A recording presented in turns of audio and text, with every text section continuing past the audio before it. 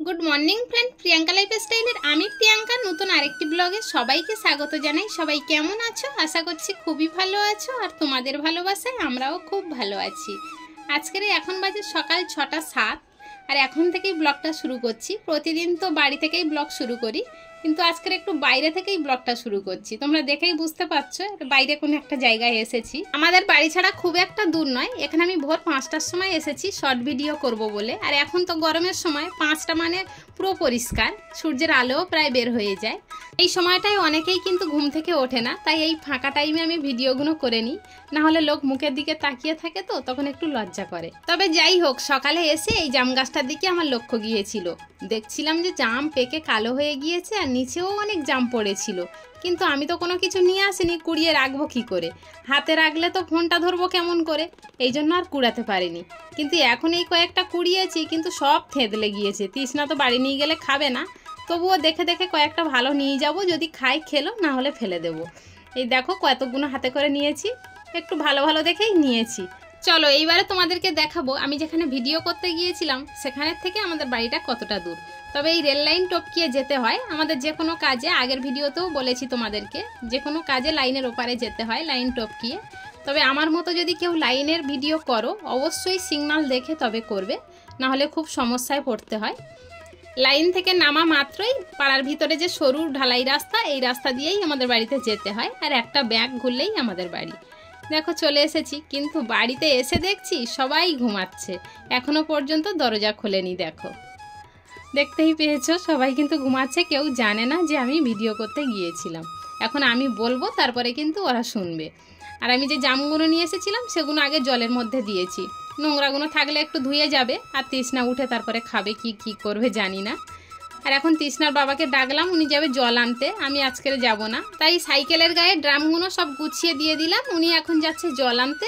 আর আমি ঘরে চলে এসে বিছানার বেডশিট পাল্টিয়ে বালিশের কভারগুলো সব খুলে নিয়েছি, বেলায় এগুলো কাচবো। কিন্তু তার আগে তৃষ্ণার হারমোনিয়ামটা তুলে দিচ্ছি, ও ঘুম থেকে উঠে গিয়েছে। ওকে এখন টিফিন খাইয়ে তারপরে গানে বসতে বলবো। কিন্তু আমি অন্য কাজে চলে গেলে তখন আর আমার মনে থাকবে না, আর ও তো খুব ফাঁকি দেয়, কাজেও বসতে চাইবে না।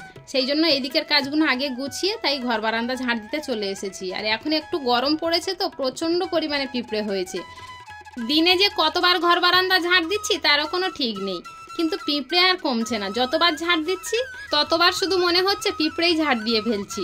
নোংরার থেকে পিঁপড়ে বেশি হয়ে গিয়েছে। তোমরা এখানে দেখলেই বুঝতে পারবে যে ধুলোবালির পরিমাণ বেশি না পিঁপড়ের পরিমাণ বেশি। একদিক দিয়ে ঝাড় দিয়ে যাচ্ছি, অন্য দিক দিয়ে আবার বেয়ে চলে যাচ্ছে।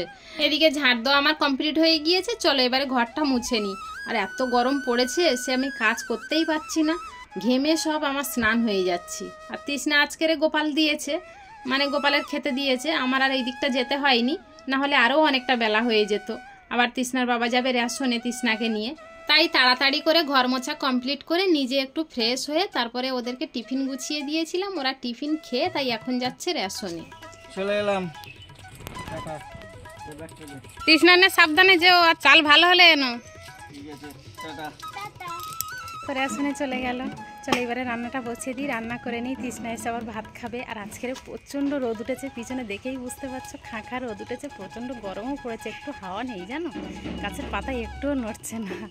তাহলে চলো, অনেক কাজ তো সব সেরে নিয়েছি, আর এখন কাজ বলতে শুধু রান্না বান্না। তাহলে চলো রান্না বান্না সেরে নিয়ে আবার কিছুক্ষণ পরে তোমাদের সামনে আসবো।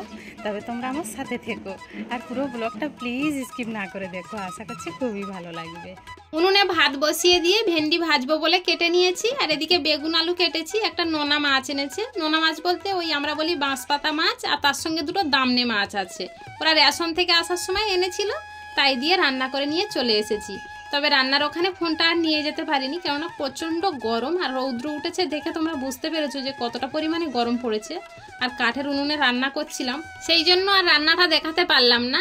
কিন্তু কি কি রান্না করেছি সেটা তো তোমাদেরকে দেখিয়ে দিলাম। আর রেশন থেকে চাল আনতে বলেছিলাম, ভালো চাল পাইনি বলে তাই অল্প করে চাল নিয়ে এসেছে। তবে যা এনেছে কিছুদিন চলার মতো। তবে এই চালগুলো ভাঙা গোটা একসঙ্গে পাইল রয়েছে। আর এইভাবে আর রাখলাম না, যেহেতু এইভাবে রেখে দিলে পিঁপড়ে ভরে যাবে, আর রাত হলেই তো ইঁদুরে নষ্ট করে দেবে, তাই যখনকার কাজ তখনই সেরে রেখেছি। রান্না হয়ে যাওয়ার পর উনুনে একটু গরম জল করে নিয়েছিলাম, সেই গরম জল দিয়েই কাঁচা ধোয়াগুলো ভিজিয়ে রেখেছি। আর এখন একটু ভালো করে চটকিয়ে তুলে নিচ্ছি। তবে যে পরিমাণে রৌদ্রের তাপমাত্রা রয়েছে এ মনে হয় বেশিক্ষণ লাগবে না শুকাতে। তোমাদের সাথে কথা বলতে বলতে এদিকে আমার প্রায় কাজ সারা হয়ে গিয়েছে, কিন্তু আরও একটা বাড়তি কাজ আছে আজকের। আমরা যে ড্রামে করে জল আনি দেখলে, একটা ড্রাম ফেটে গিয়েছে, তাই তৃষ্ণার বাবা আজকের 2টো ড্রাম কিনে এনেছে। তবে একটা সমস্যা তো হয়ে গেল, এই ড্রামগুলোর মুখগুলো ছোট ছোট, হাত ঢুকিয়ে পরিষ্কারও করা যাবে না। এই ড্রামগুলো তো তেলের ড্রাম, আর এই আজকের পরিষ্কার করা যাবে না। ওই যে সাবান জলটা বের হয়েছে ওর মধ্যে দিয়ে আজকের দিনটা ভিজিয়ে রেখে দেবো, আগামীকাল ভালো করে আবার পরিষ্কার করে নেব। কাঁচা ধোয়াগুলো সব কমপ্লিট করে স্নান করে ঠাকুর ঘরের পুজো দিয়ে তাই তোমাদের সামনে আবার চলে এসেছি। কিন্তু এখন আর তো কোনো কাজ নেই, এবারে সবাইকে খেতে দেব। তবে সবাইকে খেতে দিয়ে নিজে একটু রেস্ট নিয়েছিলাম, বিকালেও কিছু কাজ করেছি, কিন্তু সব কাজ দেখাতে গেলে তো অনেকটা বড় হয়ে যাবে ভিডিও, তাই না? এখন রাত প্রায় 9টা বাজে, তখন বসে ওই যে বালিশের কভারগুলো কেচে রেখেছিলাম, শুকিয়ে গিয়েছে, সেগুলো এখন পরিয়ে নিচ্ছি।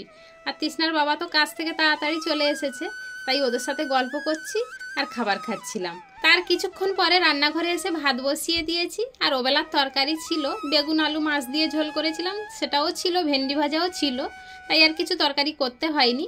সেইগুলো দিয়েই রাত্রে সব খাওয়া হয়ে গিয়েছিল, একটু গরম করেই নিয়েছিলাম তরকারিগুলো। খাওয়া দাওয়া কমপ্লিট করে রাত্রে সব থালা বাসন মেজে উপর দিয়ে দিয়েছি। আজকে তোমাদেরকে একটা জিনিস দেখাবো, চলো। আমাদের কত ছোট্ট ঘর, তাও এত পরিমাণে গরম পড়েছে, 2টো ফ্যান লাগাতে হয়। উপরে এই যে সিলিং ফ্যান আর নিচে একটা টেবিল ফ্যান, না হলে কিন্তু ঘুমাতে পারি না। তাহলে চলো আজকের ব্লগটা এখানেই শেষ করছি। দেখা হচ্ছে নতুন একটি দিনে নতুন আরেকটি ব্লগের সাথে। ততক্ষণ পর্যন্ত সবাই সুস্থ থেকো আর আমায় মনে রেখো।